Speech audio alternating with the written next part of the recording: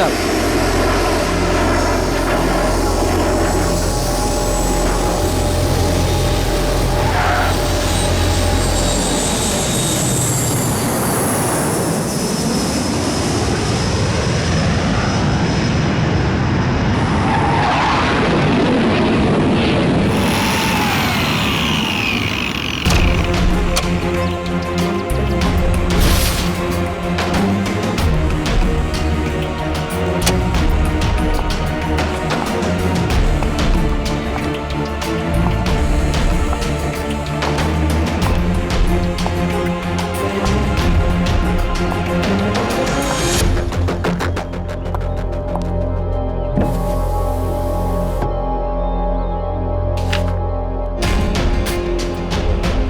ओह, तो ये टारगेट है।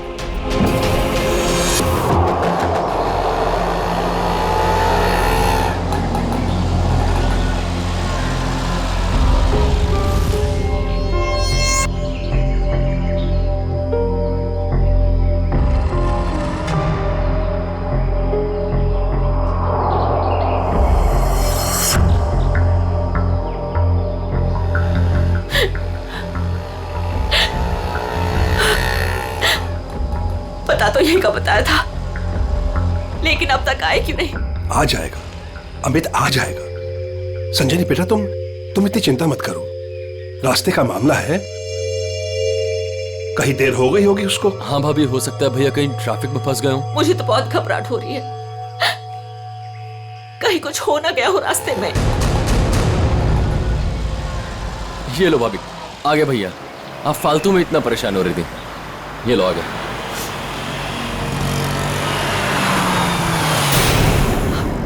क्यों नहीं रहे? रुक क्यों गया वो? भैया को तो जगह पता थी।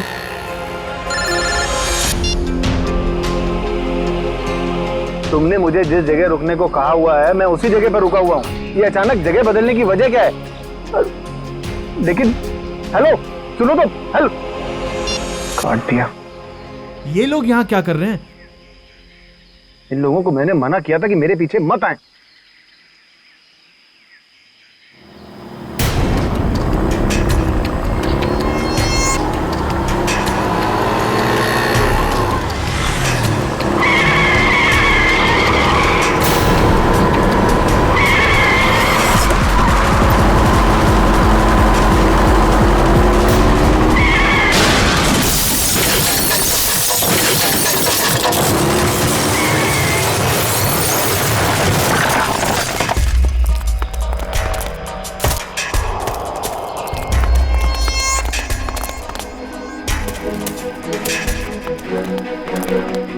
हटिए प्लीज, हटिए आप लोग, हटिए, एक बाजी हो जाइए प्लीज। अमित, अमित, अमित भैया, अमित भैया।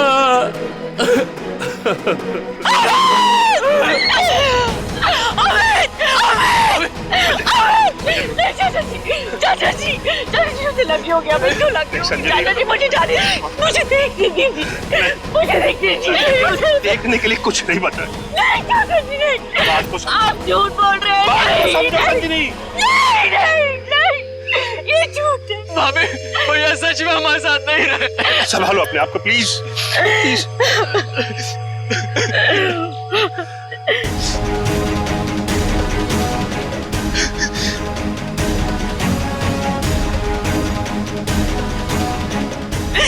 तुमने मेरे पति को मारा, तुमने मेरे पति को मारा है। मारा, क्यों मारा मेरे पति? मैडम, इसमें मेरी कोई गलती नहीं है। मेरे ट्रक के ब्रेक फेल हो गए थे। मैं खुद हैरान हूँ ये कैसे हो गया। मैंने बहुत कोशिश की बचाने की। झूठ, तुमने मारा मेरे पति को, इसने मेरे पति को मारा। बताओ क्यों किया? क्यों किया तुमने ये सब? क्यों? चाचा जी, चाचा। संभालो अपने आप को संजनी, संजनी। तू नहीं बचेगा, अभी सीआईडी को बुलाता हूँ।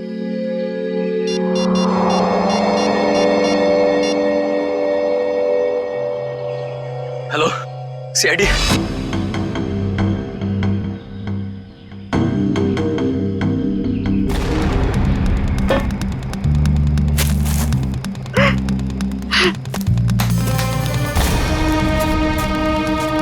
संजनी जी, आपको ऐसे क्यों लगता है कि ये एक्सीडेंट नहीं, किसी ने जानबूझकर किया, किसी ने आपके पति को मारा है? हाँ साहब, ये सच है।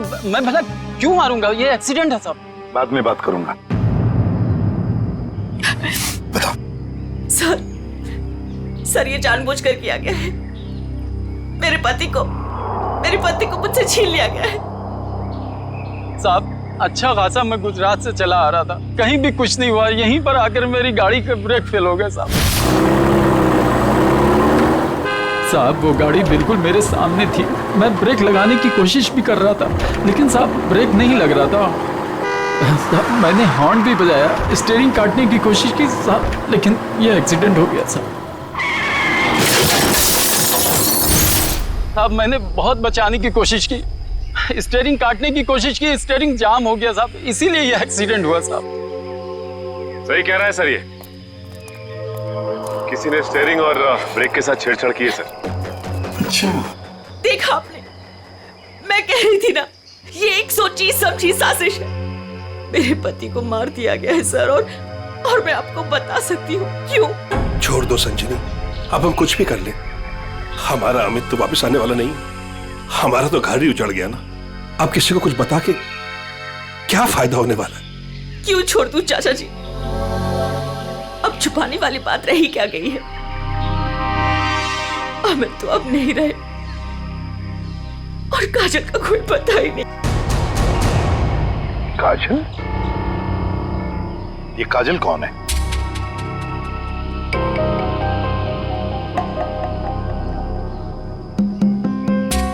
बताइए संजनी जी, ये काजल कौन है? अमित और मेरी इकलौती बेटी। क्या हुआ? उसे कल किसी ने अगवा कर लिया। आज अमित उसकी फिरौती की रकम देने आ रहा था। काजल को कल अगवा कर लिया गया, किडनैप किया गया, और अमित फिरौती की रकम लेके जा रहा था तो उसकी गाड़ी का एक्सीडेंट हो गया। दोनों बातों का कोई ना कोई संबंध जरूर है। हाँ सर, मुझे ऐसे लग रहा था कि कुछ बुरा होने वाला है। मेरा दिल घबरा रहा था सर, पर मेरी किसी ने नहीं सुनी सर। अमित, हमें भी साथ ले चलो। अमित नहीं, किडनैपर ने मुझे अकेले बुलाया है। अच्छा, करण को तो ले जाओ। हाँ भैया, मैं चलता हूँ ना तुम्हारे साथ। मैं गार्डन में घूमने नहीं जा रहा हूँ करण। अमित, मुझे बहुत घबराहट हो रही है। अगर वहाँ पे कुछ नहीं होगा। तुम समझने की कोशिश क्यों नहीं कर रही हो? उन्हें जो कुछ चाहिए मैं उन्हें दे रहा हूँ। बस एक बार हमारी बच्ची सही सलामत हमें मिल जाए और हमें कुछ नहीं चाहिए। चलता हूँ मैं। अमित, अमित!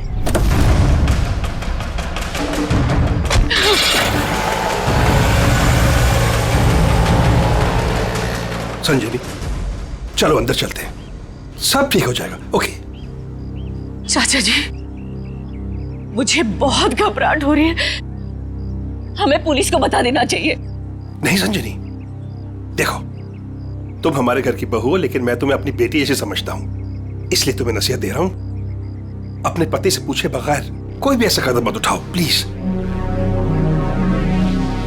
नहीं चाचा जी, मैं तो जाऊंगी। आप लोग चल रहे हो तो चलो। करण, गाड़ी निकालो।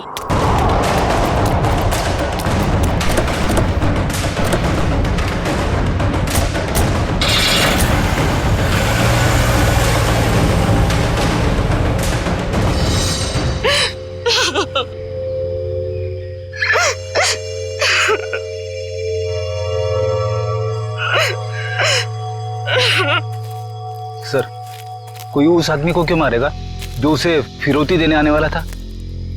हाँ सर, ऐसा करके तो उसे पैसे भी नहीं मिलने वाले। सर गाड़ी में पैसे नहीं मिले। पैसे नहीं मिले गाड़ी में? नहीं सर, और सर ना ही कोई ऐसा बैग या फिर ब्रीफकेस मिला है जिसमें फिरौती की रकम रखी गई हो। सर कहीं ऐसा तो नहीं कि गाड़ी में से किसी ने पैसे निकाल लिए? संजीवनी जी, गाड़ी में फिरौती के पैसे हैं नहीं।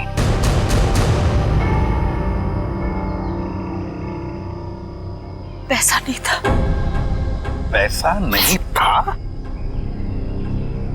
फिरौती कुछ और ही थी। क्या? कुछ और ही था। पैसा नहीं था तो और क्या था संजनी? सोना चांदी गहना कुछ तो होगा। मुझे कुछ नहीं पता। मैंने अमित से पूछा था लेकिन उन्होंने मुझे बताया ही नहीं। कुछ नहीं। क्यों करण, तुम्हें कुछ पता है? सर हमें बस इतना पता था कि काजल को अगवा करने वालों ने फिरौती मांगी है और भैया आज यहाँ फिरौती देने वाले थे। कितना था, क्या था, हमें कुछ भी नहीं पता सर। संजनी जी, पता नहीं क्यों लेकिन मुझे लग रहा है कि आप लोग कुछ छुपा रहे हैं। हमसे कुछ भी छुपाइए मत, यही वक्त है सच सच बताने का। हम कुछ भी नहीं छुपा रहे हैं सर, यकीन कीजिए। सर मेरी बेटी को बचा लीजिए।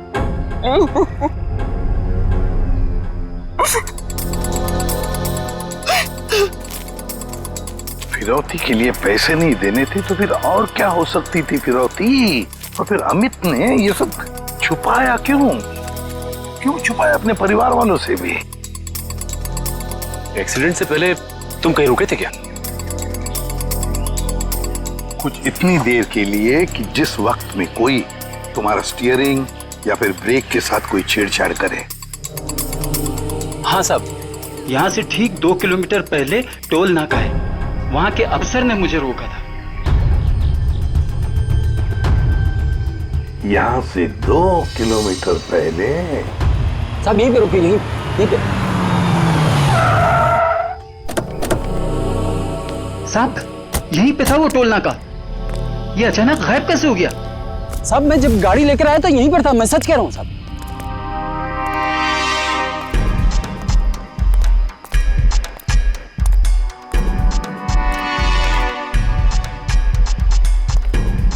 अगर यही था तो गायब कहाँ हो गया? ये देखो, यहाँ झाड़ियों के पीछे गायब हुआ है वो टोल नाका। हाँ साहब, ये बैरल और बम्बू तो यहाँ पर थे, वहाँ कैसे पहुँच गए? ये नकली टोल नाका सिर्फ तुम्हें रोकने के लिए बनाया गया था। और जब तुम यहाँ के उस नकली ऑफिसर से बात कर रहे होगे उस वक्त तुम्हारे ट्रक के ब्रेक और स्टीयरिंग के साथ किसी ने छेड़खानी की है। यानी सर ये सब नकली था? जी हाँ, सब कुछ नकली था। अब एक काम करो, उस नकली ऑफिसर का स्केच बनाओ हमारे लिए। जी सर, यही है वो नकली ऑक्ट्रॉय ऑफिसर जिसने ट्रक रोका था। हमारे रिकॉर्ड में इसका कुछ मैच वगैरह है? नहीं सर, किसी से भी नहीं। सिर्फ इतना ही नहीं सर, जो अमित को फिरौती के लिए फोन आ रहे थे जिस नंबर से, उसका पता भी गलत दिया हुआ है। अब जिस समझ में नहीं आता, एक बाप अपनी बेटी को छुड़ाने के लिए फिरौती की रकम लेके जा रहा है, उसका खून होता है। क्यों होता है खून? क्या वजह हो सकती है?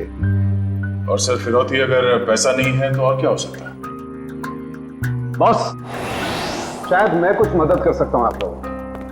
तुझे गाड़ी में कोई फिरौती की रकम मिल गई क्या? नहीं, रकम नहीं मिली। कोई ज्वेलरी जो गाड़ी में छुपा के रखी गई हो फिरौती के तौर पे देने के लिए? नहीं, बिल्कुल। अरे डॉक्टर साहब, आपका हर जवाब अगर नहीं और बिल्कुल नहीं है तो मिला क्या आपको? आइसक्रीम। अमित की कार में आपको आइसक्रीम मिली है? नहीं। हाँ नहीं खानू की क्या मजाक है ये? सीधे सीधे बता क्या मिला है तुझे? मजाक नहीं है बॉस, बताता हूँ। मुझे अमित की दाहिने हाथ की उंगलियों में आइसक्रीम मिली। सर आइसक्रीम का फ्लेवर क्या था? Good question. Butterscotch flavour की आइसक्रीम थी। सर आपको पूरा यकीन है कि आपकी जांच में कुछ गड़बड़ नहीं हुई है?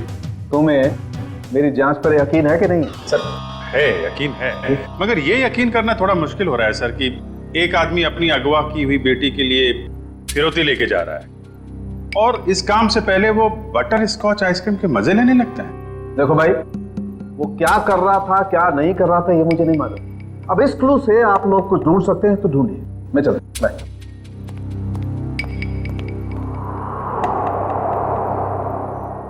काम करो सर, अमित की पत्नी संजनी को फोन करो, पूछो उससे कि अमित घर से निकलने से पहले आइसक्रीम खा के निकला था क्या, हाथ धोए थे क्या नहीं, ये भी पूछो सर।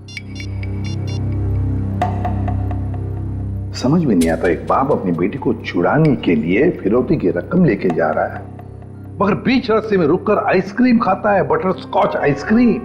सर संजनी ने बताया कि उनकी बेटी को आइसक्रीम से एलर्जी थी, इसलिए वो लोग आइसक्रीम खाने से परहेज करते थे।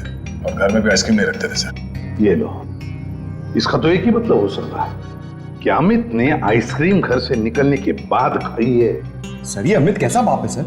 अपनी बेटी को छुड़ाने से पहले कहीं रुककर बटरस्कॉच आइसक्रीम खा रहे हैं। पंकज, ये बाप आइसक्रीम खाने के अलावा कुछ और ही है। तुम लोग एक काम करो, पता लगाओ अमित के घर और फिरौती देने की जो जगह थी उसके बीच में कितने आइसक्रीम पार्लर्स हैं। जरूर अमित किसी न किसी आइसक्रीम पार्लर में गया होगा और वहीं उसने ये बटरस्कॉच आइसक्रीम खाया होगा। सर हमने सारे आइसक्रीम पार्लर चेक किए तो पता चला कि ये वही आइसक्रीम पार्लर है जहाँ से अमित ने कल आइसक्रीम खरीदी थी। ठीक है।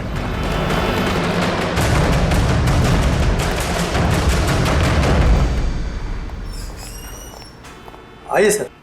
आपको ठीक से याद है कि कल अमित ने आप ही के आइसक्रीम पार्लर से वो बटरस्कॉच आइसक्रीम खरीदी थी? जी सर। और बड़े मजे से उसने आइसक्रीम खाई होगी? नहीं सर, उन्होंने उसे डिलीवरी करने के लिए कहा था। खाई नहीं? अरे सर ये तो गड़बड़ कर दिया। इतनी अच्छी आइसक्रीम खरीदी और खाई भी नहीं। अगर उसने आइसक्रीम खाई नहीं तो फिर उसके हाथ में आइसक्रीम आई कैसे? किस एड्रेस पे भिजवाई थी आइसक्रीम? 1 minute ma'am. पता करना होगा कौन है वो खास आदमी जिसके लिए अमित ने अपने इंपॉर्टेंट काम को रोककर उसके लिए आइसक्रीम भेजना ज्यादा जरूरी समझा।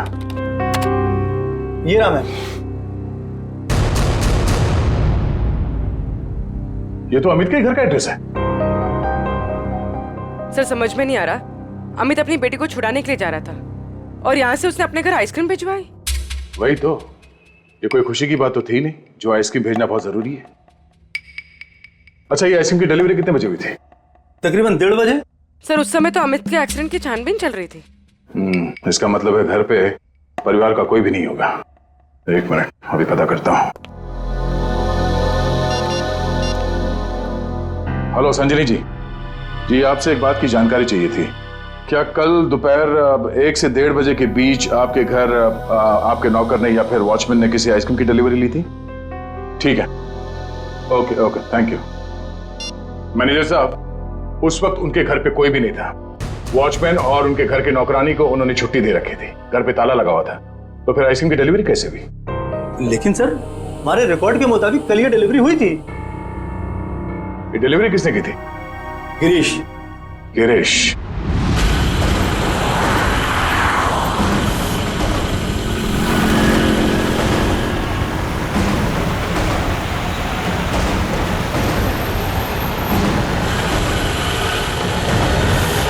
सर हम इस बटरस्कॉच का गिरीश का पीछा क्यों कर रहे हैं सर? हमें ये तो पता चल गया था कि कल अमित ने आइसक्रीम का जो ऑर्डर दिया था उसके घर तक नहीं पहुंचा। हाँ सर। अब हमें ये पता चलेगा कि इस डिलीवरी बॉय ने इस आइसक्रीम के साथ क्या किया था। सर इसलिए आपने फिर से आइसक्रीम अमित के घर के पते पर ऑर्डर की? मैंने तो सिर्फ अमित का जो ऑर्डर है उसे दोहराया है। अब देखते हैं ये डिलीवरी बॉय क्या करता है। सर आपको लगता है गिरीश वही करेगा जो उसने कल किया था? लगता नहीं है पंकज, गिरीश ने फिर से वही गलती की है। वो देखो, वो दूसरे रास्ते पे मुड़ गया।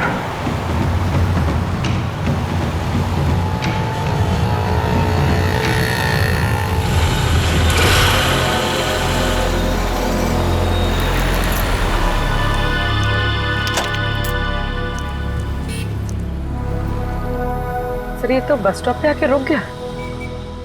लगता है ये यहाँ किसी का इंतजार कर रहा है। किसका सर? शायद उसी आदमी का जो कल शायद इससे मिला होगा। पर वो आदमी आज नहीं आया और आएगा भी नहीं, क्योंकि ये आइसक्रीम का ऑर्डर तो हमने दिया था। तो हम लोग जाके उससे पूछ क्यों नहीं लेते? नहीं, देखते हैं ये करता क्या है। सर मुझे तो लगता है कल भी इसने इसी तरह पेड़ के नीचे मस्त खड़े रह के आइसक्रीम खाई रहेगी और आज भी खाने वाला है।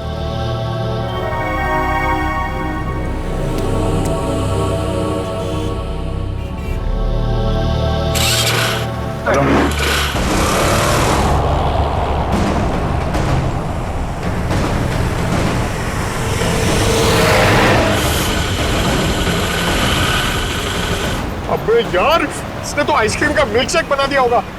सर ये जा कहाँ रहा है? पंकज, जिस आदमी का ये इंतजार कर रहा था बस स्टॉप पे, वो आदमी वहां पे नहीं पहुंचा, इसलिए शायद ये उसी से मिलने जा रहा है।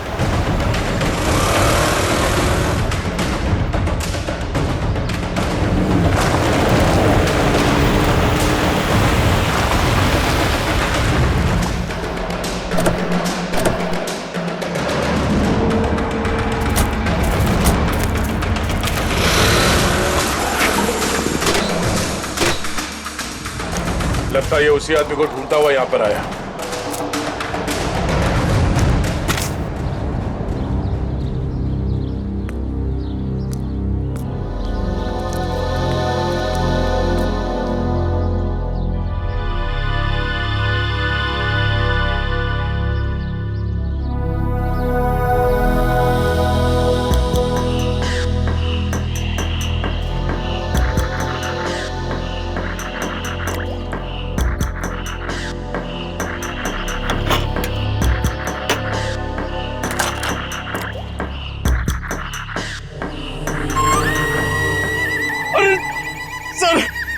इसने तो आइसक्रीम का हलवा बना दिया, ना खाने के लायक बची ना पीने के लायक। चलो इसी से पूछते हैं इसने ऐसा क्यों किया।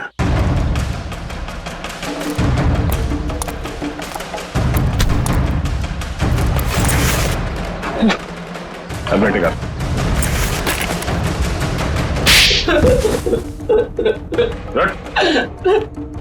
बोल क्या चक्कर है आइसक्रीम का। कुछ दिन पहले मुझे एक आदमी यहाँ मिला था। उसने मुझसे कहा तुम्हारे आइसक्रीम पार्लर पे अमित नाम का एक आदमी आएगा और वो बटर स्कॉच आइसक्रीम ऑर्डर करेगा सर। और कल अमित ने आइसक्रीम पार्लर में आकर बटर स्कॉच आइसक्रीम का ऑर्डर दिया। हाँ सर आया, और उस आदमी ने मुझे वो पता पहले से ही बता दिया था जिस पे अमित को वो आइसक्रीम डिलीवर करानी थी। लेकिन उसने मुझसे कहा था कि आइसक्रीम उस एड्रेस पर डिलीवर ना कर उसको दे दूं सर। और तुमने आइसक्रीम उसे दे दिया। हाँ सर, वो मुझे बस स्टॉप पे मिला और आइसक्रीम लेके चला गया सर। उसने ये काम करने के लिए मुझे पूरे 2000 रुपए दिए सर। उस आदमी का नाम, पता, फोन नंबर कुछ मालूम है? नहीं सर, गलती हो गई सर, माफ कर दीजिए। वो आदमी दिखता कैसा था? उसकी हाइट करीब 5 फुट 6 इंच होगी, रंग गोरा था, नाक उसकी चपटी थी सर, क्लीन शेव ही रखता था, जब भी आता था हमेशा बाइक पे आता था सर। सर ये आदमी तो बिल्कुल वैसा ही हुलिया बता रहा है जैसे उस ट्रक ड्राइवर ने बताया था। मतलब एक ही आदमी दोनों जगहों पे था, ऑक्ट्रॉय नाके पे और बस स्टॉप में। तुम ये बताओ कि उस आइसक्रीम के टब में तुम उंगली डाल के क्या ढूंढ रहे थे? सर मैंने अमित जी को उस आइसक्रीम के टब में कुछ रखते हुए देखा था।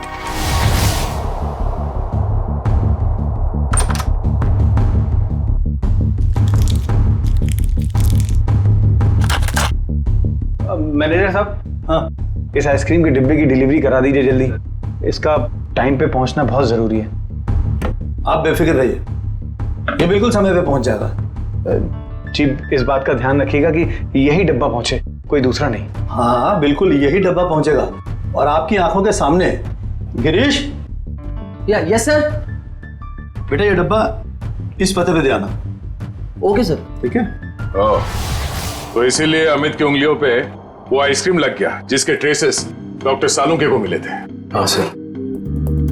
मैंने सोचा उसको आइसक्रीम दे दूंगा और अपने पैसे ले लूंगा सर। और वो तुम्हें यहाँ भी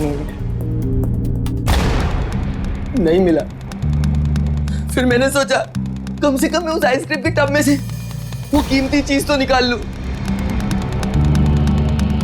अब तो अमित के घर वाले ही बता सकते हैं कि अमित ने उस आइसक्रीम टब में क्या कीमती चीज रखी थी और उस आदमी को वो कीमती चीज क्यों चाहिए थी। क्या ये क्या कह रहे हैं आप सर?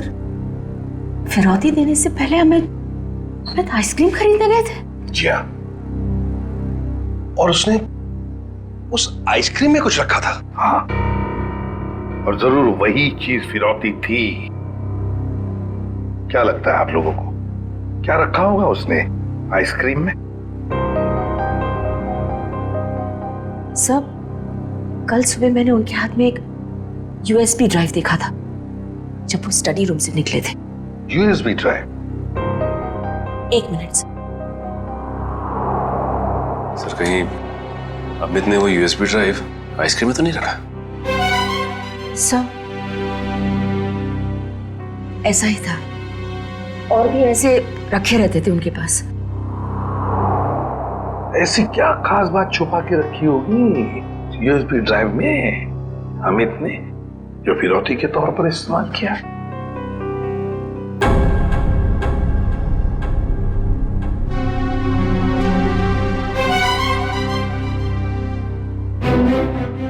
फिर चुप हो,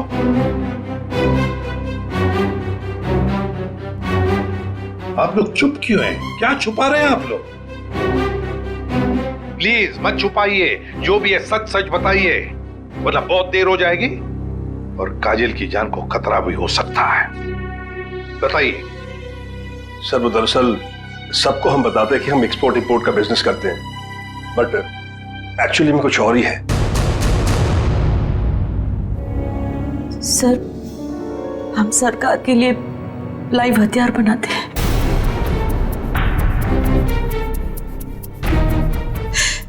सरकार के साथ हमारा कॉन्फिडेंशियल एग्रीमेंट है कि कुछ भी हो जाए हम ये बात किसी को नहीं बताएंगे।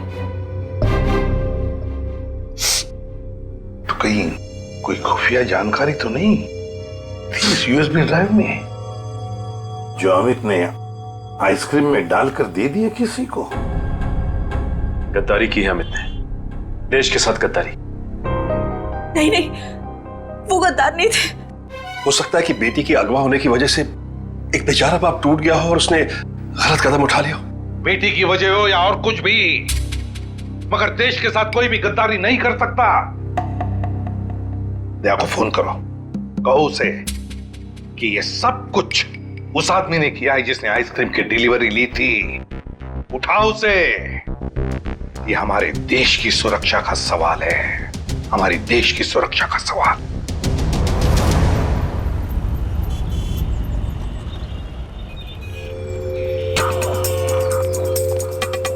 सर, इस दुकान के सीसीटीवी से सामने वाले बस स्टॉप का फुटेज हमने उस पॉइंट से क्यों किया है जब वो आइसक्रीम डिलीवरी बॉय सामने आकर रुका था। गुड, लेकर सर, देखते हैं कौन है वो आदमी जो डिलीवरी बॉय से आइसक्रीम लेकर गया।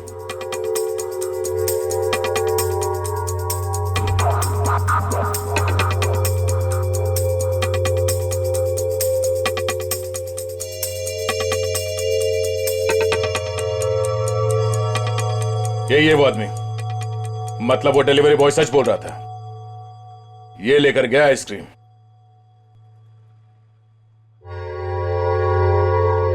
पूर्वी 1 मिनट पॉज करो।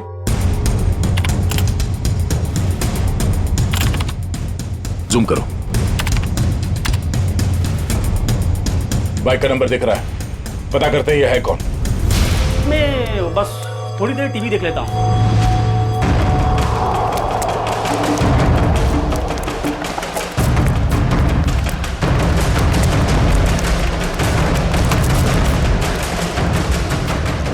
भाग क्यों रहा है? नहीं साहब, बस ऐसे ही डर गया था। मैंने कुछ नहीं किया है। मैंने कब कहा तुमने कुछ किया है? अरे साहब, मैं बेकसूर हूँ साहब। अगर बेकसूर हो तो हमें देखकर भाग क्यों रहे हो? हा?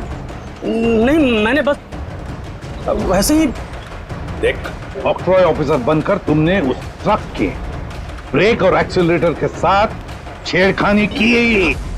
साहब मुझे नहीं मालूम था साहब। सर, इसके भी ब्रेक्स और एक्सीलेटर खराब कर देते हैं, भागना और अटकना बंद हो जाएगा इसका।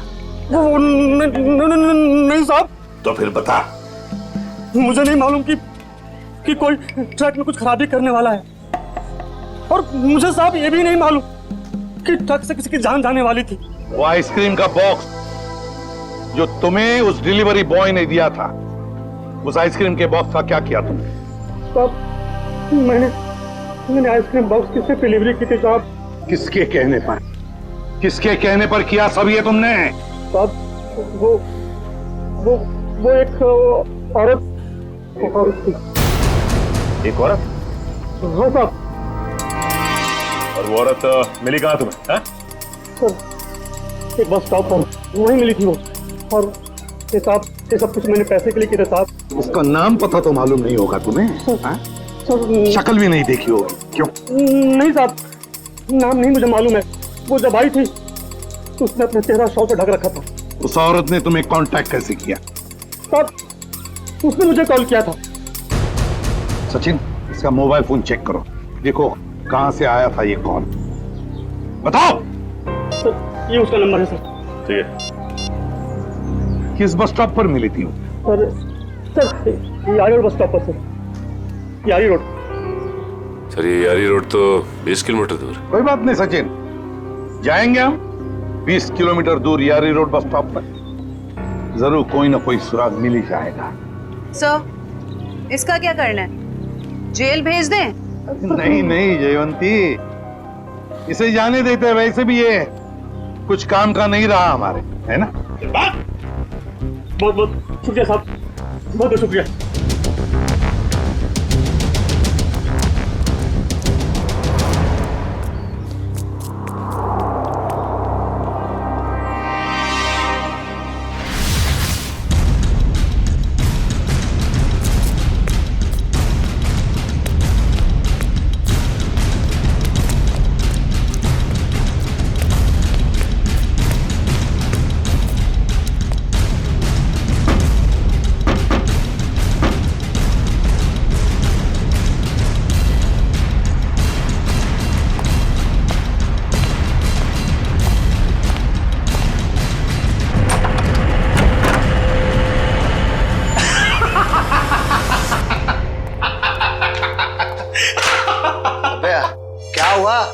इतना हंस क्यों रहा है? अरे यार, आज 3 सीआईडी वालों को चूना लगा के आ रहा हूं। उन्होंने मेरी बातों पर भरोसा कर लिया। अरे बता तो।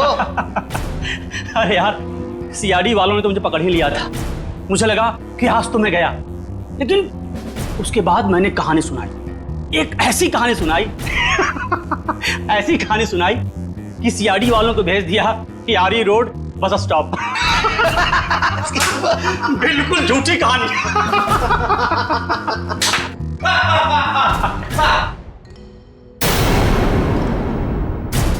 बहुत हंसी आ रही है।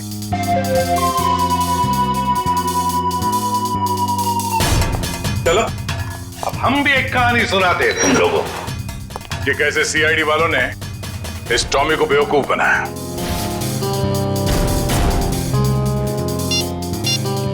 तुम्हारे मोबाइल से मैंने अपना नंबर डायल किया, बस तुम्हारा नंबर मेरे मोबाइल पे आ गया।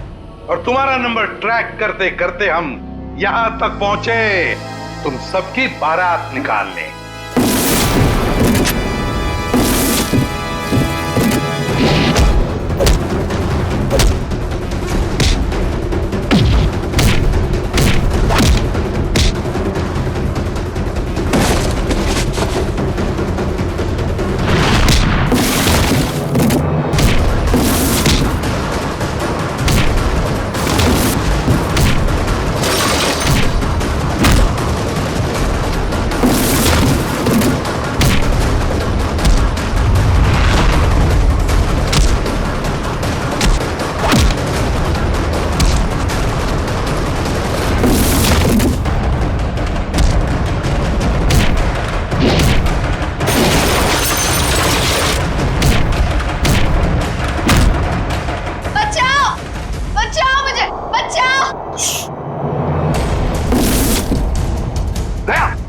कोई बच्चा चिल्ला रहा है, शायद नीचे।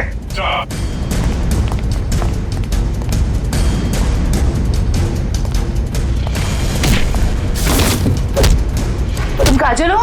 घबराओ मत बेटा।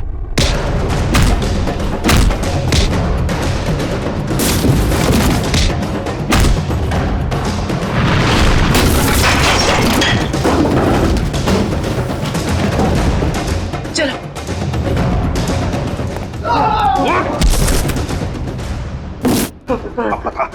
पता यूएसबी ड्राइव कहाँ है? सर मुझे नहीं पता सर। बोल। मुझे नहीं पता सर। अंकल, वो यूएसबी इनके पास नहीं है, किसी और के पास है। किसी और के पास है? किसके पास है बेटा? मैंने उन्हें बात करते सुना था। वो गुजरात जाने वाले हैं, वहां से बॉर्डर क्रॉस करेंगे। गुजरात? तो फिर दया, उन्हें रोकना होगा। तुम जाओगे दया गुजरात।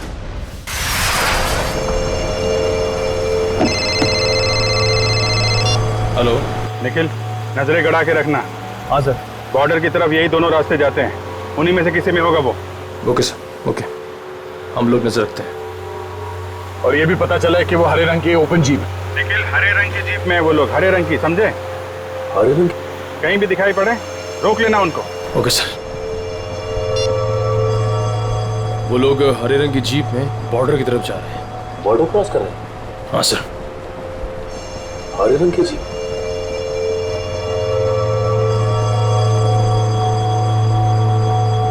एक मिनट, वो देखो सामने कुछ चीज दिखाई दे रही, लगता वही लोग। हाँ लग तो वही रहे। रुक जाओ, देखो आप लोग सीआईडी से हैं, तुम लोग यहाँ से बच के जा नहीं सकते हो। अरे हाँ, ये तो सचमुच सीआईडी वाले। आप क्या करेंगे? तैयार रहना, पास मैं तो उड़ा देना। सर वो लोग हमारे सामने ही है। ग्रेट, पकड़ लो उन्हें। जीप दिख गई है।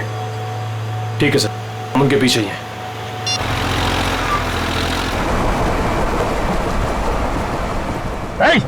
रुक जाओ तुम लोग, हम लोग सीआईडी से। रुक जाओ। एक मिनट, देखिए फायर मत करो। ये तो नजदीक आ रहे हैं, प्लीज जल्दी चलो, कुछ करो। देखो तुम लोग गलत कर रहे हो, हमारी बात सुनो। फायर कर रहे हैं।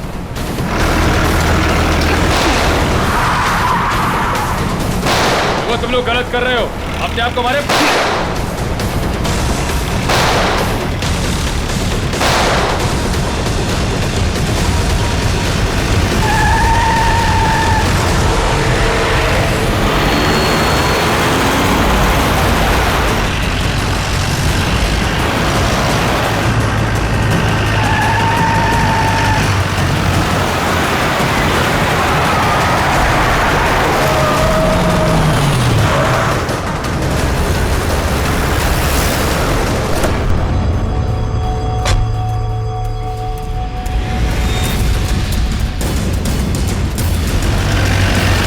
देखो निकल।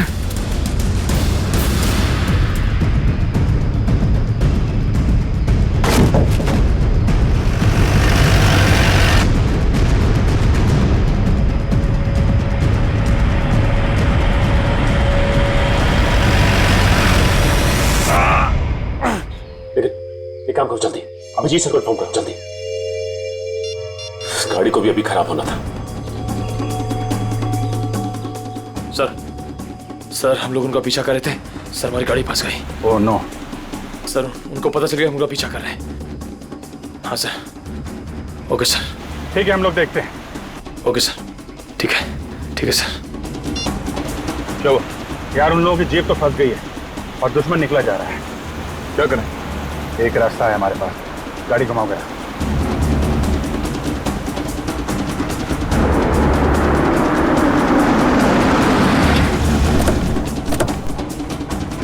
अरे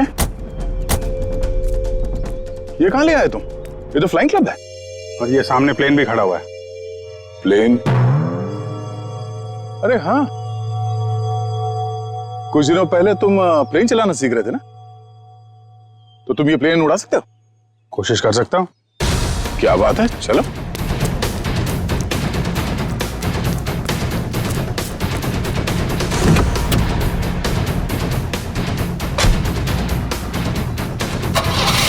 और जोर से निकल। तुम्हें आता है ना चलाने? अरे आता है यार, ट्रेनिंग ली है। देख रहा हूं जरा। एक मिनट, डरना नहीं है। चल मेरी चिड़िया, उड़ जा। पहले स्टार्ट।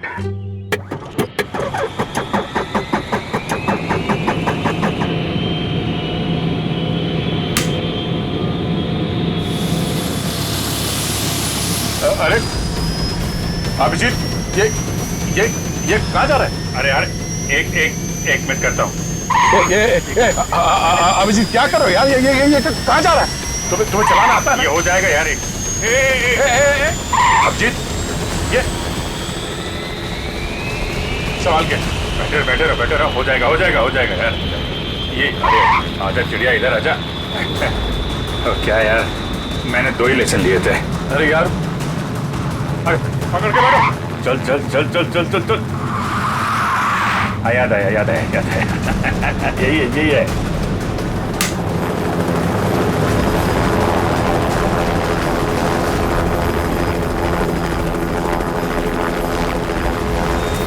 ये जा रही चिड़िया, ऊपर जा रही।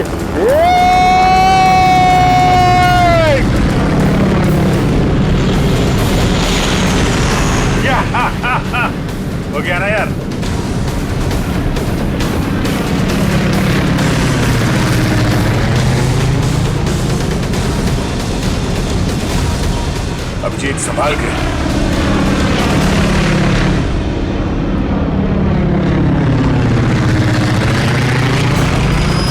हमें किसी भी तरीके से जीप को बॉर्डर पार करने से रोकना होगा। वो देखो, सचिन और निखिल इस तरफ।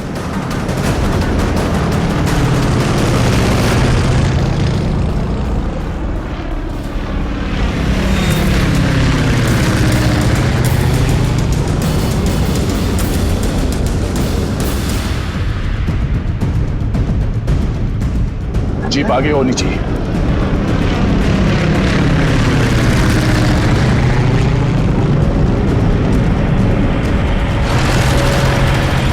वो देखो अभिजीत, जीप आ गई है। पीछे चलो अभिजीत।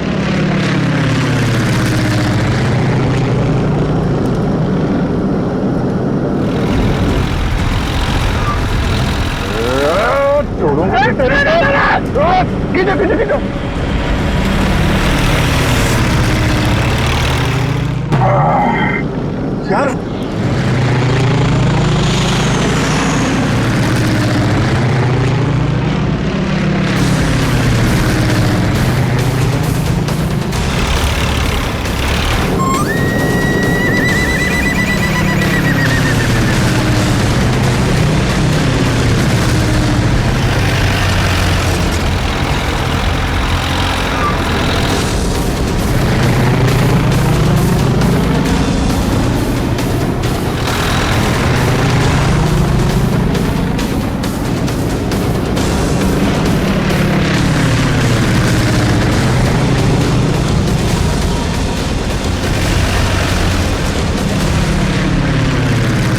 काम करते हैं, इसको पीछे से ही पकड़ते हैं।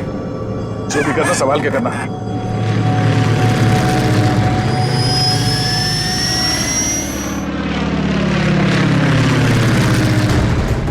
चलो अभिजीत, चलो उसके ऊपर ले लो।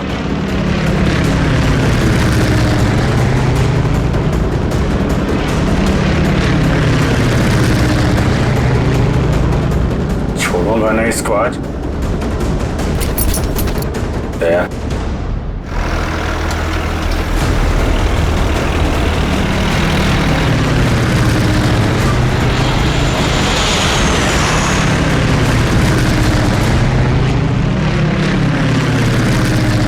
फिर से ट्राई करता हूं। दया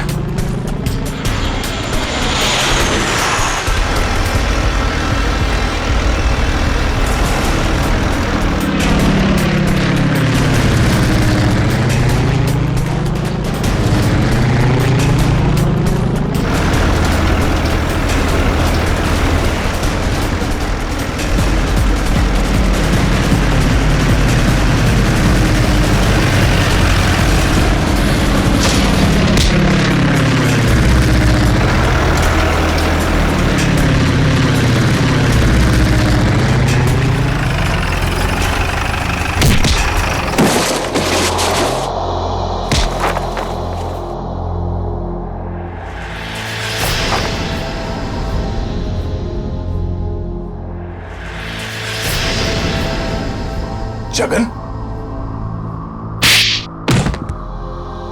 शर्म आनी चाहिए जगन तुम्हें। अपने ही परिवार की लड़की को किडनैप किया तुमने, और ऋचा तुम पैसों की लालच में इस गुनाह में शामिल हुई थी। तुम्हारे पास तो वो इन्फॉर्मेशन पहले से थी जो तुमने अमित से फिरौती के तौर पे मांगी थी, तो फिर तुमने ये सब क्यों किया? क्योंकि मैंने वो सारी इन्फॉर्मेशन पहले ही दुश्मनों को भेज दी थी, और मुझे पता था कि सरकार को इस बात का पता चल जाएगा। इसलिए तुमने किडनैपिंग का ड्रामा किया ताकि इसमें अमित फंस जाए। जी, और जब सरकार इस बात की छानबीन करेगी तो यही पता चलेगा कि अमित ने अपनी बेटी की जान बचाने के लिए वो सीक्रेट्स दुश्मनों को भेज दी। अमित को तो तुमने बहुत सफाई से मरवा दिया ताकि किसी को कुछ पता ना चले और मामला यहीं खत्म हो जाए। और जब इसे पता चला कि हम इसके सच्चाई तक पहुंचने वाले हैं तो देश छोड़ के भागने की तैयारी में था। कहां तक भागोगे अपने गुनाह से बच के? फांसी का फंदा तुम्हारा इंतजार कर रहा है।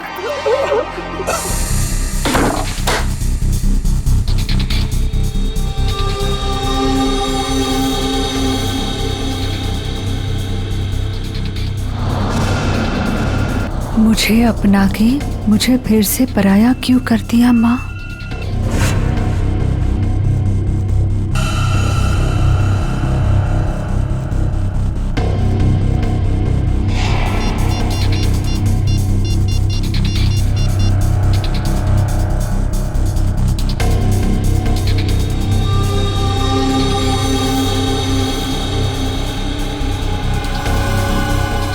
क्या आपने मुझसे कभी प्यार नहीं किया माँ?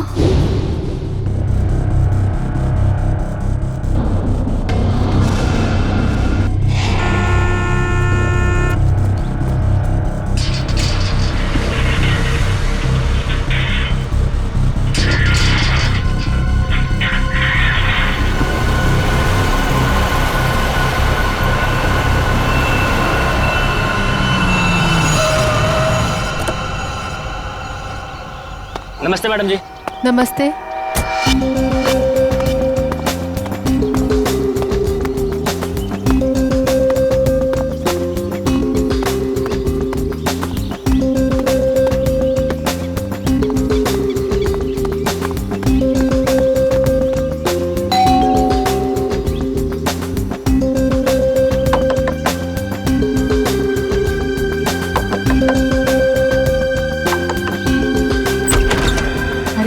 दरवाजा कैसे खुला है? विनीता, विनीता, विनीता, कहाँ हो तुम? सो रही हो क्या? विनीता। अंकल, आंटी, कोई आवाज क्यों नहीं दे रहा है?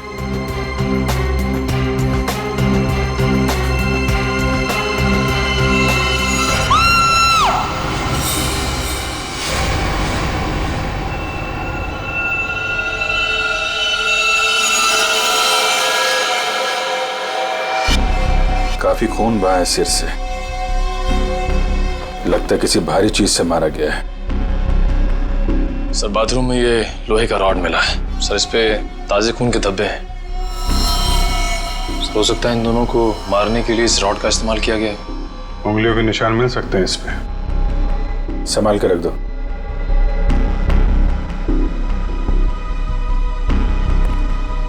वैशाली जी, आपने सबसे पहले देखा लाशों को?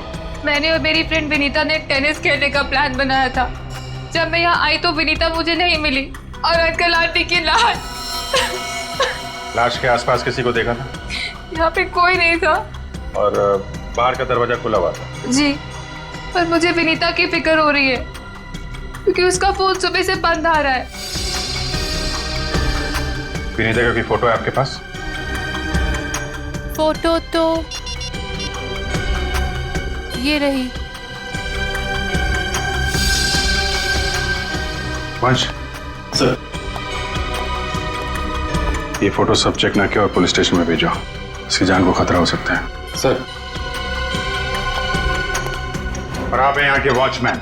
वॉचमैन का मतलब समझते हो? घर का रखवाला। ये रखवाली की तुमने अपने मालिक और मालकिन की? कैसे कहूँ साहब, अब तो ये बोझ पूरी जिंदगी मेरी आत्मा पर रहने वाला। तुम्हारे रहते हुए खूनी अंदर आया तो आया कैसे? ये बात तो मेरे लिए भी पहेली बनी हुई है। ऐसी पहेली सुलझाना सीआईडी को अच्छी तरीके से आता है। प्लीज साहब, मेरे बाबूजी से इस तरह बात मत कीजिए, ये दिल के मरीज है और अगर इन्हें कुछ हो गया तो मेरा क्या होगा? चुप कर, माफ करना साहब, मेरा बेटा है, मुझसे बहुत प्यार करता है। चल जा, बाहर जाके बैठ। कल रात विनीता घर पे थी? हाँ साहब, वो घर पे ही थी, मगर रात को देर से आई थी। 2 बजे घर पे आई थी वो। और वैशाली जी, आप कितने बजे आई? सुबह 8 बजे। मतलब विनीता यहाँ से रात 2 बजे से सुबह 8 बजे के बीच में गई है? नहीं गई साहब। नहीं गई है तो घर पे कहाँ है? तुम ड्यूटी पे कितने बजे सो रहे थे ये बताओ? नहीं साहब, हम बिल्कुल नहीं सोए। सोने की बात तो दूर, हमने सेकंड की झपकी भी नहीं ली। तो क्या वो खूनी आसमान से उड़ के इस घर में आया? हाँ? वैशाली, एक बात बताओ, विनीता के परिवार वालों की किसी से कोई दुश्मनी थी? मुझे इस बारे में कुछ नहीं पता। अच्छा, विनीता के बारे में आप हमें और क्या बता सकती हैं? विनीता मुझसे अपने सारे सुख दुख बांटती थी, बस उसे अपने अनाथ होने की हीन भावना महसूस होती रहती थी। एक मिनट, आपने कहा कि विनीता अनाथ है? अंकल आंटी ने उसे गोद ले रखा था। अच्छा, विनीता का सुरेश जी और उनकी पत्नी के साथ कैसा संबंध था? बहुत अच्छा था, जैसे कि उसके सगे माँ बाप हो। पर विनीता से वो एक ही बात से नाराज होते थे। कौन सी बात? रोहन। ये रोहन कौन है? वो सुरेश अंकल के दोस्त धनराज जी का बेटा था। उससे विनीता बहुत प्यार करती थी, पर इन्हें ये रिश्ता जरा भी मंजूर नहीं था। रोहन ठीक आदमी नहीं था क्या? एक नंबर का शराबी। उसकी शराब पीने की लत की वजह से उसके माँ बाप ने उसे जायदाद से बेदखल कर दिया था। शराब पीने के बाद उसे कुछ भी होश नहीं रहता। एक बार तो उसने मेरे सामने इतना बड़ा ड्रामा क्रिएट किया था। विनीता दरवाजा खोलो, खोलो दरवाजा। मैंने कहा दरवाजा खोलो वरना मैं दरवाजा तोड़ दूंगा। रोहन, मैं तुमसे अभी कोई बात नहीं कर सकती, प्लीज चले जाओ यहाँ से। मुझे अभी बात करनी है, मुझे इसी वक्त बात करनी है। खोलो दरवाजा, खोलो। साहब बिटिया ने मना किया ना, वो आपसे नहीं मिलना चाहती है, आप जाइए यहाँ से। विनीता, ये क्या कर रही हो? दरवाजा मत खोलो। मुझसे इस तरह से बात करने वाला। हाँ विनीता, तो तुम्हारे पापा एकदम सही कह रहे हैं। अभी वो होश में नहीं है, दरवाजा मत खोलना। और अच्छे से समझा दे कि दोबारा मुझसे पंगा ना ले। हट विनीता। ये क्या ड्रामा लगा रखा है रोहन? चलो अभी चलो यहाँ से। अरे और माफी मांगो इनसे। सॉरी सॉरी वॉचमैन अंकल, मुझसे गलती हो गई। ये मेरी बदतमीजी की कीमत। दारू पी के तुम कुछ भी करते हो ना, कुछ भी बकते हो। चलो यहाँ से। चलो रोहन। हो सकता है इस रोहन ने शराब के नशे में आके सुरेश जी और उनकी पत्नी का खून कर दिया और फिर विनीता को अपने साथ लेकर चला गया। इस रोहन का नंबर है आपके पास? हाँ, नंबर तो है मेरे पास। 1982345561।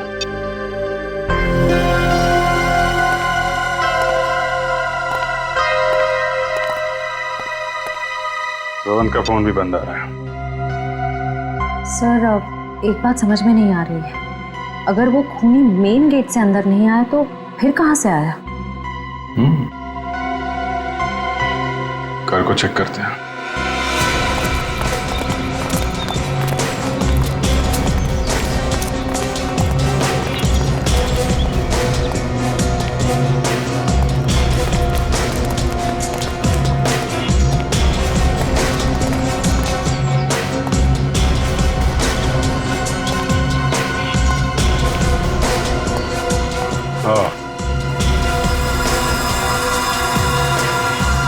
ये देखा?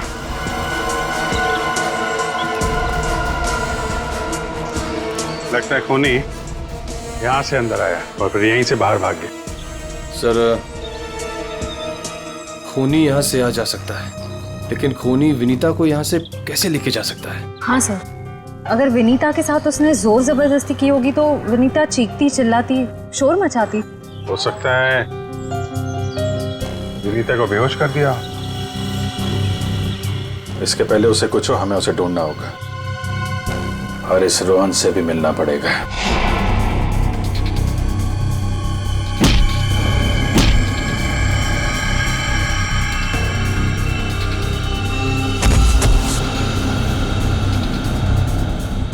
सर, अभिजीत सर ने रोहन का यही का पता बताया।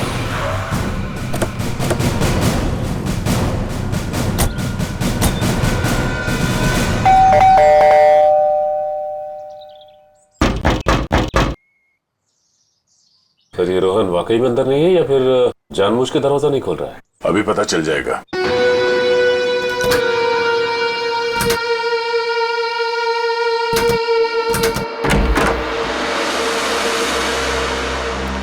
हो सकता है उसने विनीता को यहीं कहीं छुपा के रखा हो। घर में सामान भी ज्यादा नहीं है, पूरा घर खाली दिखाई दे रहा है। हाँ, वैसे भी कंगाल है वो। माँ बाप ने तो बेदखल कर दिया था उसे। सचिन,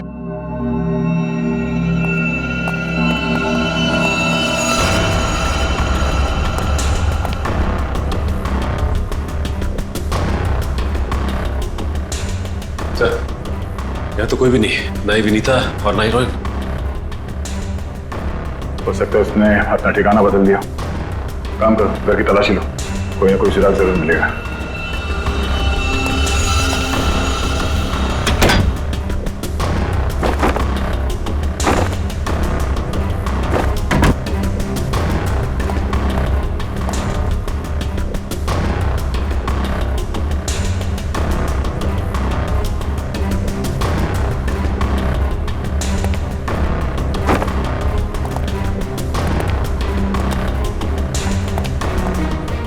चारों तरफ किताबें ही किताबें पढ़ी।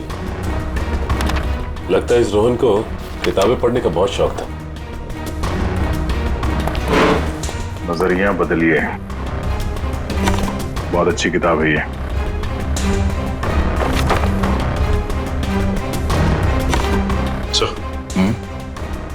ये देखिए, इस डस्टबिन में ये दस्ताने पड़े थे। लगता है किसी ने अभी भी जलाया। मतलब इन दस्तानों का इस केस से कुछ लेना देना है।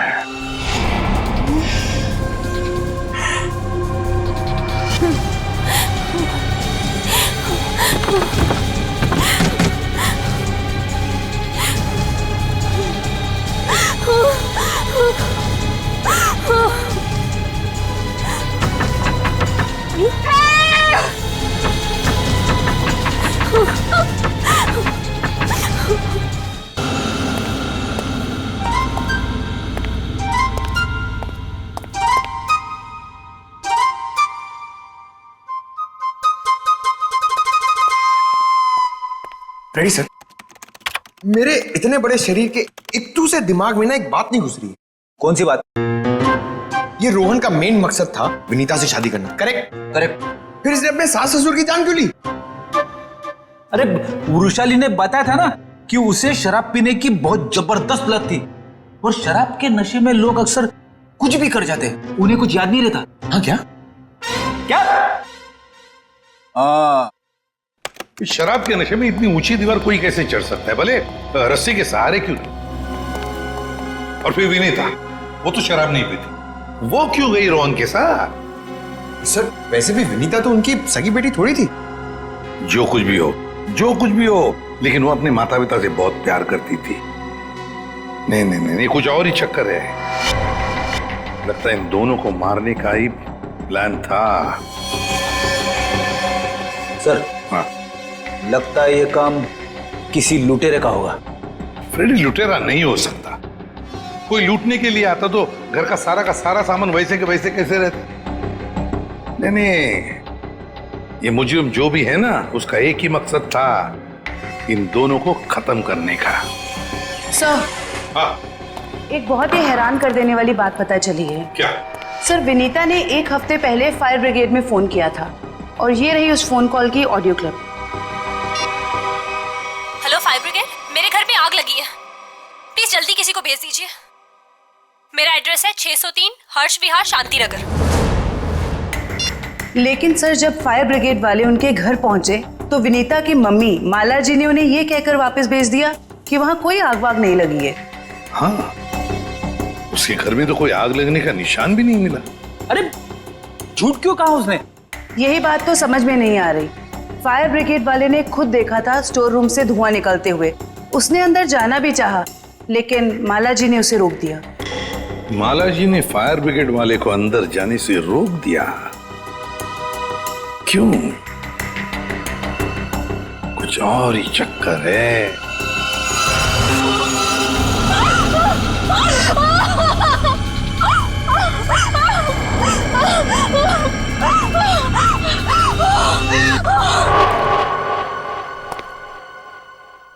छान मारो इस जगह को अच्छी तरह से, कुछ ना कुछ जरूर मिलेगा।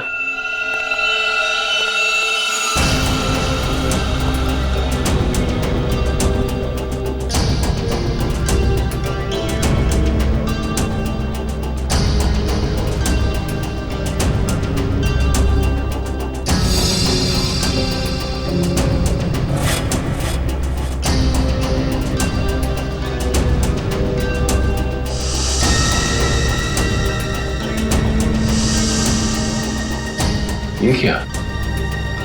क्या हुआ सर? सीलिंग पे पेंटिंग बनाया। बड़ी ही अजीब बात है। देखते हैं।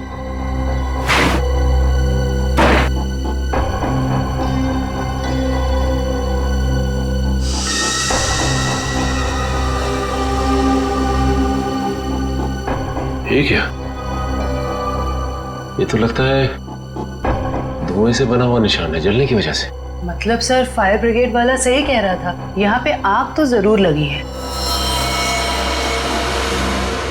सर इस पेंटिंग से जली हुई सीलिंग को अच्छी तरह छुपाने की कोशिश की है। लेकिन सवाल ये उठता है कि सुरेश की पत्नी ने झूठ क्यों बोला फायर ब्रिगेड से? आखिर यहाँ पे ऐसी कौन सी आग लगी थी? सीलिंग का सिर्फ यही वाला हिस्सा जला।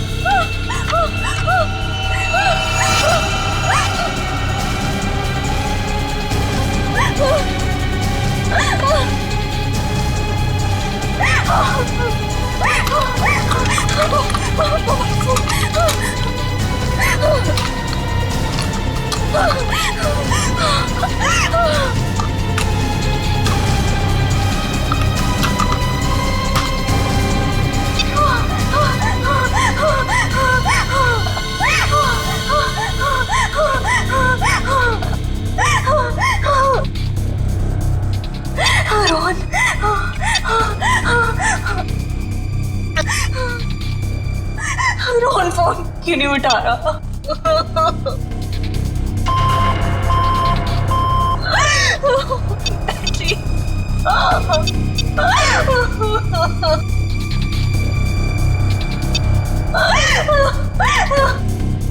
वैशाली पे फोन नहीं उठा रही।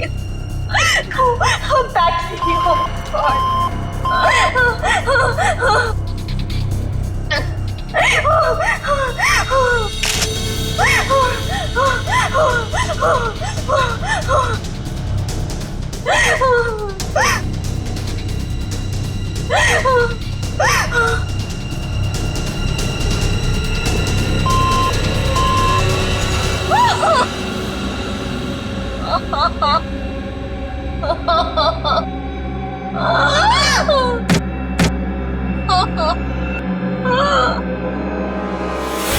बस मौत रात को 1 बजे से 3 बजे के बीच में हुई है। और सर वॉचमैन कह रहा था कि विनीता रात को 2 बजे घर लौटी थी। सर अगर खून उससे पहले हुए होते तो वो चीखती चिल्लाती या बाहर जाती। मतलब खून 2 और 3 बजे के बीच में हुए हैं। सालून के साहब, हमें जो लोहे का रॉड मिला था उसके ऊपर से खूनी के उंगलियों के निशान मिले या नहीं? नहीं, बस कोई उंगलियों के निशान नहीं मिले। नहीं मिले? रोहन के घर में से हमें आधे जले हुए ग्लव्स मिले थे। कहीं रोहन ने वो ग्लव्स तो नहीं पहने थे ये खून करते वक्त? हो सकता है, तारिका वही चेक कर रही है। सर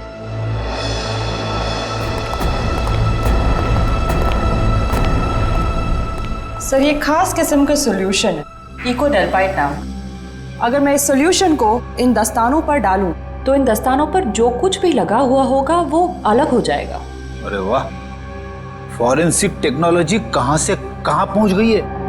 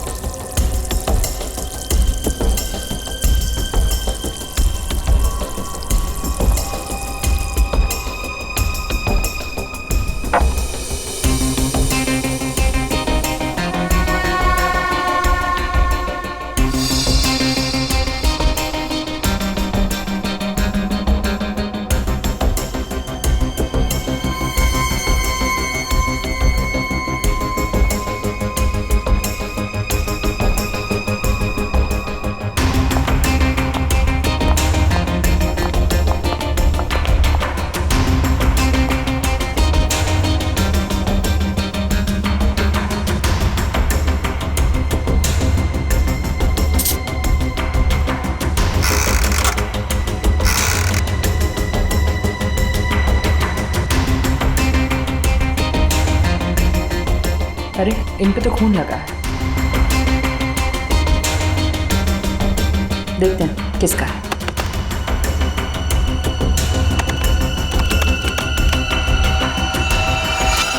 पॉजिटिव सर, ये खून मिस्टर एंड मिसेस सुरेश का ही है। मतलब सर ये खून रोहन ने ही किया है? एक मिनट होल्ड ऑन।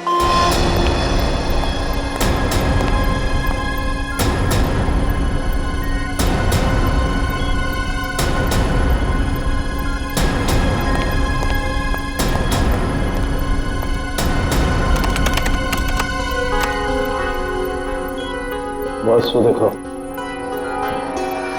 दस्तानों पर ये जो दिखाई दे रहे हैं ये रस्सी के रेशे। सर कहीं ये वही रस्सी तो नहीं जो हमें विनीता के घर के बाहर मिली थी? ये डॉक्टर साहब का कंप्यूटर कैसा है? टी करते रहता है। बस दस्तानों पर रस्सी के रेशे के अलावा कुछ और भी है। क्या? थोड़ा वक्त दो, पता लगाता हूं।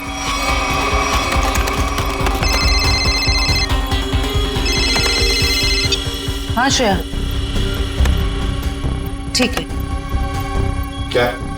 सर विनीता का फोन थोड़ी देर के लिए ऑन हुआ था, उसके घर के बिल्कुल करीब। और सर उसने सोशल नेटवर्किंग साइट पे अपने दोस्त को एक SOS मैसेज भी भेजा है। श्रेया मुझे लिंक अभी भेज रही है सर। ये देखिए सर। मैं घुटन से मर रही हूं, प्लीज मुझे बचाओ। Vinita, my God.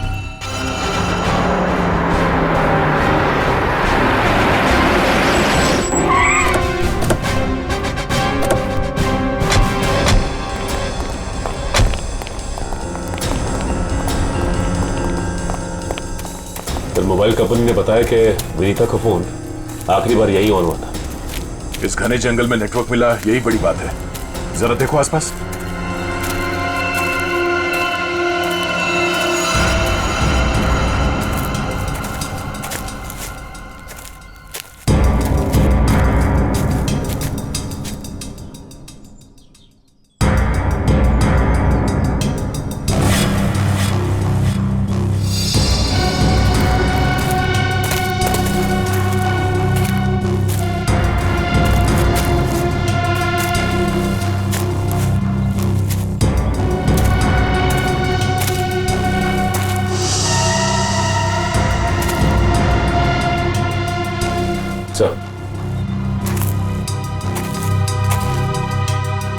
सामने एक झोपड़ी दिखाई दे रही है।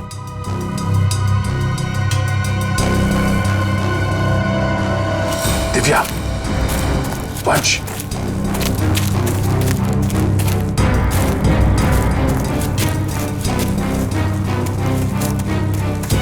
चौकन्ने रहना।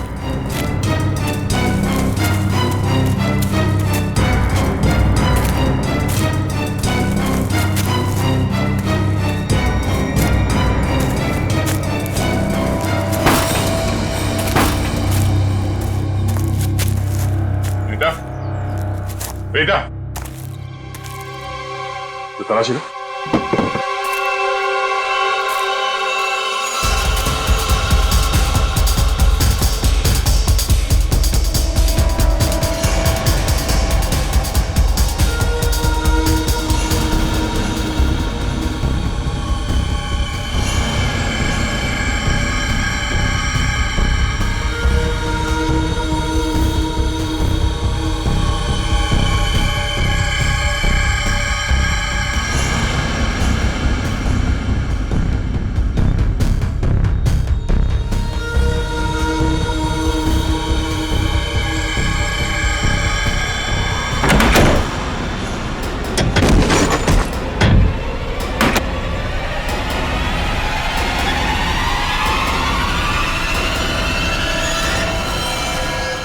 तो ये तो रोहन है।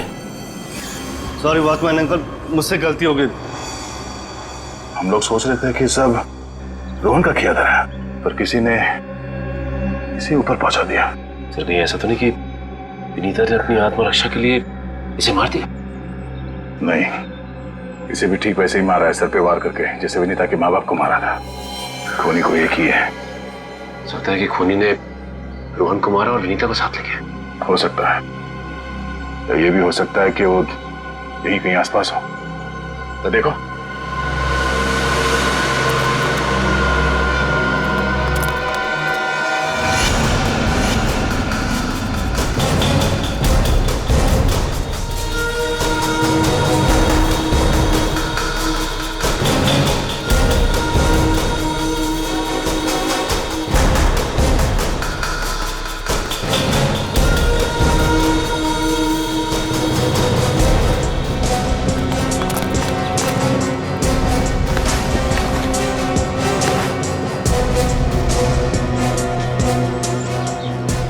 सर आसपास भी कुछ नहीं मिला तो कुछ नहीं मिला। सर ये देखिए, फावड़ा और कुदाल।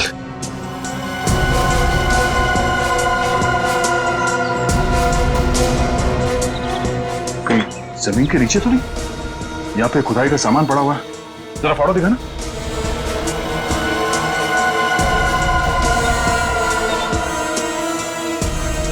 इस फावड़े पे गीली मिट्टी लगी हुई और ये पत्ता।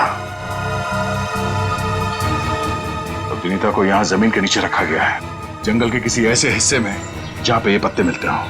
ढूंढो, जरा देखो आसपास।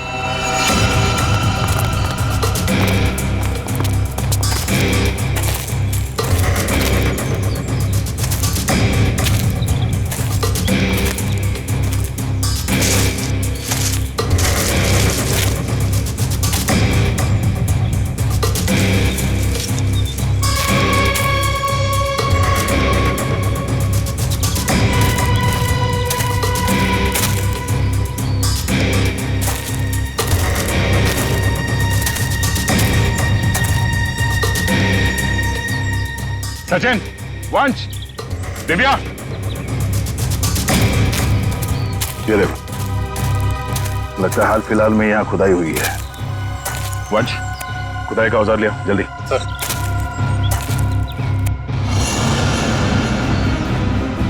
गुड, यहाँ पे खोदना शुरू करो।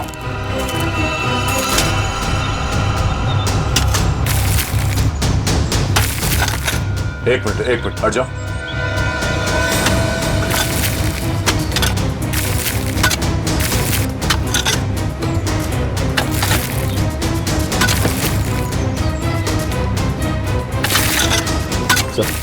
हाँ?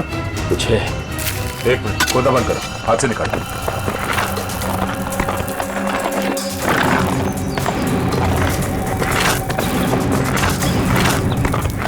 तो इसके अंदर तो नहीं?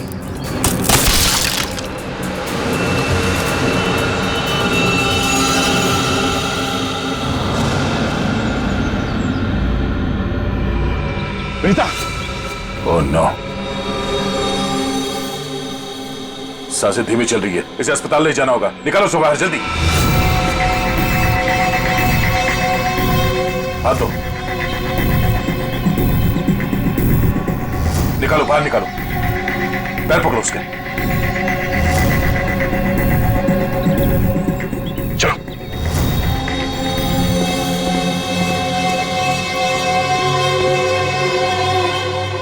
इतना समय बीत गया है, पता नहीं किस हाल में होगी विनीता।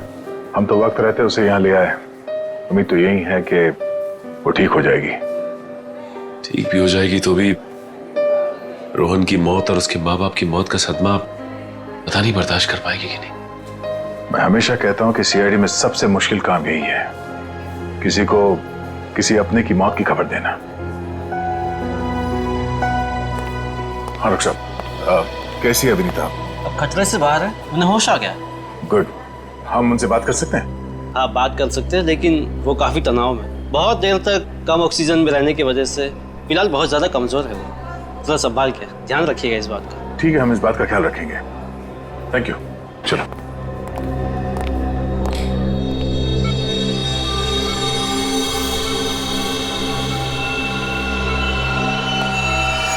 अरे नहीं, लेटे रहो, आराम करो। Thank you sir. डॉक्टर ने बताया कि आप लोगों ने मेरी जान बचाई। अरे हम तो बस एक जरिया थे, जान बचाने वाला तो वो है।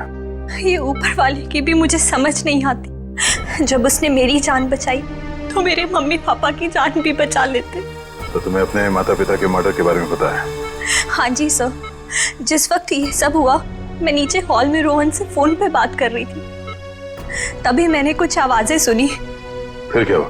और जैसे ही मैं दौड़ के ऊपर गई तो किसी ने मुझे क्लोरोफॉर्म सुंघा दिया, लेकिन मैं पूरी तरह से बेहोश नहीं हुई थी। और किसी ने मेरी आंखों के सामने मेरे मम्मी पापा का खून कर दिया। सर, जिस किसी ने भी मुझे दोबारा अनाथ किया है, आप प्लीज उसे छोड़िएगा मत। उसे फांसी होनी चाहिए, फांसी। बिल्कुल, तुम्हारे माता पिता और रोहन के खूनी को हम क्या रोहन का भी खून हो गया? अब मैं किसके सहारे जीऊंगी? प्लीज संभालिए अपने आप को, प्लीज। अच्छा ये बताइए कि आपको कब पता लगा कि आप उस बॉक्स के अंदर बंद हैं? जब मेरी आंखें खुली तो मैं एक घुटन भरे बक्से में थी। मुझे नहीं पता था कि किसी ने मुझे जिंदा दफन कर दिया। अच्छा विनीता, उनमें से किसी का चेहरा देखा था तुमने? नहीं सर। ठीक है। आरोप साहब, दया, वो जो रस्सी है, उस रस्सी पर मुझे भेड़ का बाल मिला है। उस रस्सी पे भेड़ का बाल मिला? हाँ दया, भेड़ का बाल। और भेड़ भी ऐसी वैसी नहीं, हिमालय पर रहने वाली भेड़।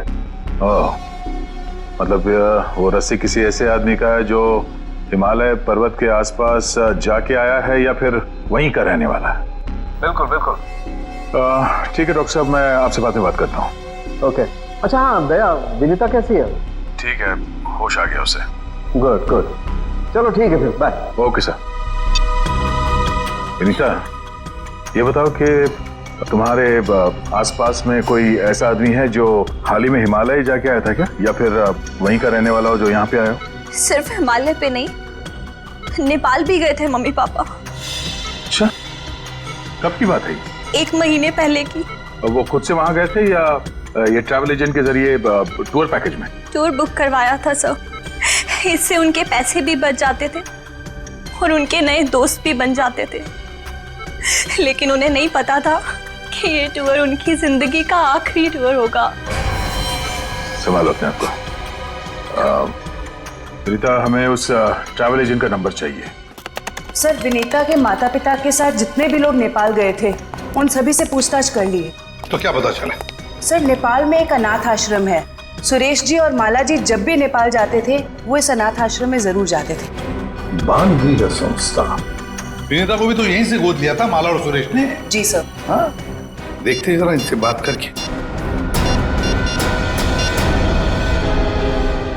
हेलो, देखिए मैं एसीपी प्रद्युमन बोल रहा हूँ सीआईडी से।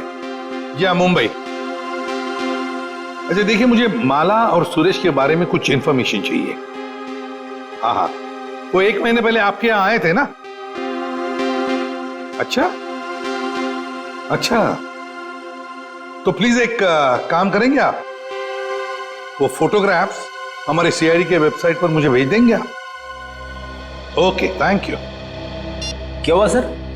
किसकी तस्वीरें मंगवाई आपने? विनीता को गोद लेने से पहले सुरेश और माला ने इसी अनाथ आश्रम से 1 साल पहले एक लड़के को गोद लिया था, गोविंद नाम में। गोविंद, लगता है फोटोग्राफ्स आ गए।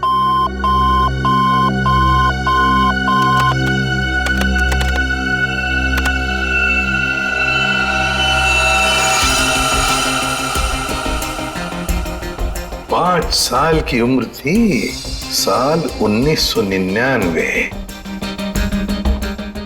मतलब सर, वो आज तकरीबन 20 साल का होगा। अभी पता चल जाएगा गोविंद अगर आज है कैसे दिखता होगा।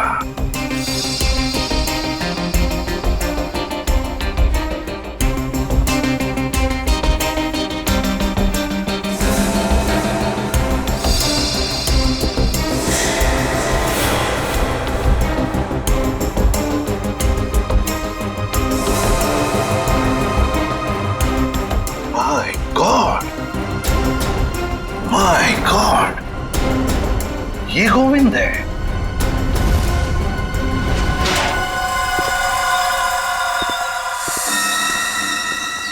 अब देखते हैं कहां भागेगा।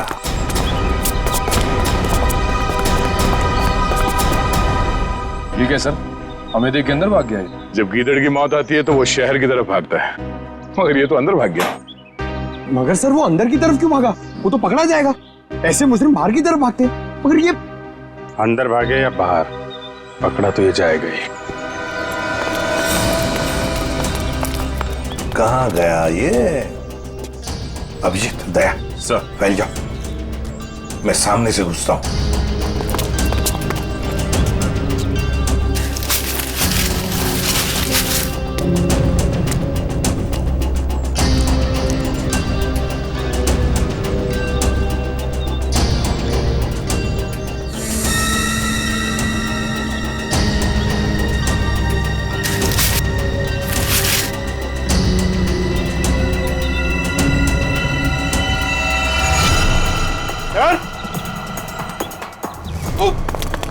सर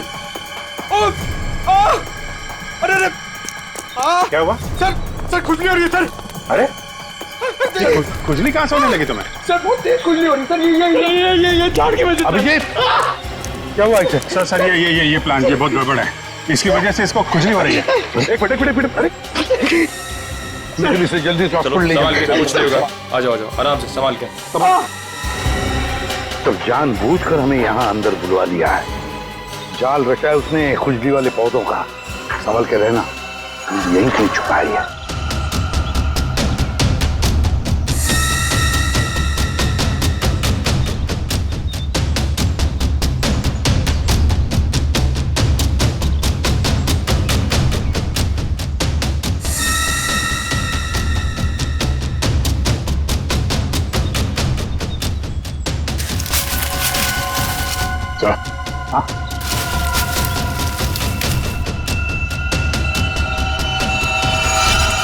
चलो वहां देख लो, बहुत बना लिया पौधों को हथियार। अब विदाई का समय आ गया तुम्हारा, ससुराल चलना है। चलो प्लीज साहब, मेरे बाबूजी से इस तरह बात मत कीजिए। बहुत गड्ढे खोद लिए दूसरों के लिए, गिर गए ना उसी में। सर पानी मंगाइए सर, वरना मैं खुजली से मर जाऊंगा। पानी क्यों? खुजली का इलाज हम अपने साथ लेके चलते हैं। किसी औलाद के लिए अपने माँ बाप का खून करना इतना आसान नहीं होता सर, फिर चाहे वो माँ बाप सौतेले क्यों ना हो। गोद लिया था ना उन्होंने तुम्हें, फिर वॉचमैन को क्यों सौंप दिया? यही सच तो मैं भी जानना चाहता था सर, कि मुझे गोद लेने के 1 साल बाद मेरे माँ बाप को ऐसा क्या सूझा कि उन्हें लगा उन्हें एक लड़की को गोद लेना चाहिए, और मुझे फिर ऐसे ही सड़क पर छोड़ दिया और विनीता को गोद ले लिया। क्या तुम्हें सड़क पे छोड़ दिया? हाँ सर, ऐसा बर्ताव तो कोई अपने जानवर के साथ भी नहीं करता, जैसा उन लोगों ने मेरे साथ किया। वो तो भला हो मेरे बाबूजी का, जो उन्होंने मुझे रोता हुआ बस स्टॉप पर देखा और अपने साथ अपने घर ले गए, और तब मेरी अच्छी परवरिश की उन्होंने। सुरेश और माला ने पहचाना नहीं तुम्हें? नहीं सर, मैंने हाल फिलहाल में उनके घर जाना शुरू किया था। मेरे बाबूजी की उम्र हो गई थी, तो मुझे लगा मुझे नौकरी करनी चाहिए। क्या तुम्हारे बाबूजी जानते नहीं थे कि तुम उनके मालिक के बेटे हो? नहीं सर, जब मैं उन्हें मिला था तब वो वहां काम नहीं करते थे, और सर मैं इसे कोई इत्तेफाक नहीं कहूंगा, तो भगवान ने मेरे साथ इंसाफ की। तुम्हें किसने अधिकार दिया सजा देने का? सजा देने का हक सिर्फ अदालत को है। क्या तुम शुरू में ही पहचान गए थे उन दोनों को? ये बात तुम्हें मालूम कैसे पड़ी कि उन्होंने तुम्हारे साथ ऐसा किया था? नहीं पहचाना था सर। एक दिन मैं बगीचे में काम कर रहा था, तो माला मैम साहब ने मुझे घर के अंदर बुलाया था किसी काम से। विनोद! जी मैम साहब। जरा ऊपर आना, तो काम है। अभी आया। जी मैम साहब। विनोद, देखो ये पुरानी अलमारी है, इसे ठीक से स्टोर रूम में रख देना। हाँ जी मैम साहब। हाँ।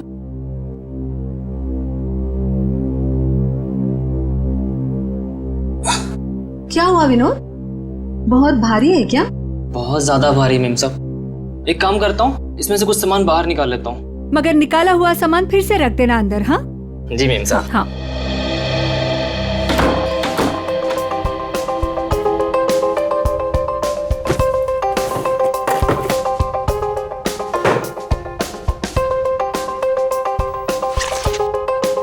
कितनी प्यारी प्यारी ड्राइंग्स हैं।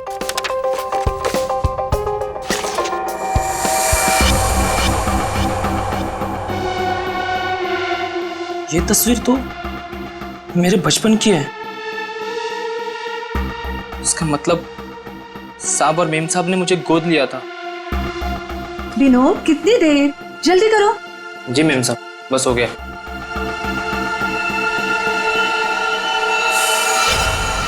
और फिर तुम नेपाल गए सच्चाई का पता लगाने? हाँ सर, और जब मुझे सच का पता चल गया तो मैंने पूरे परिवार के नाक में दम करना शुरू कर दिया।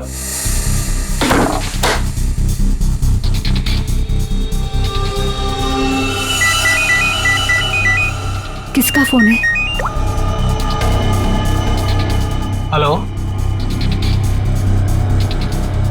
हेलो,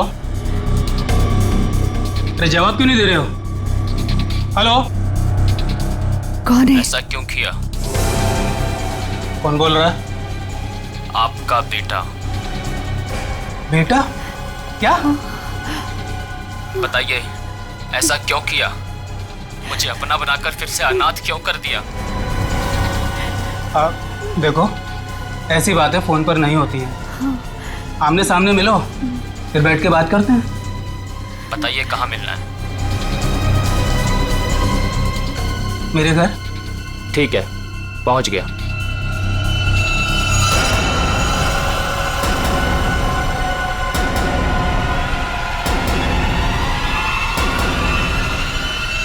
स्टोर रूम की अलमारी में तुम्ही ने आग लगाई थी ना?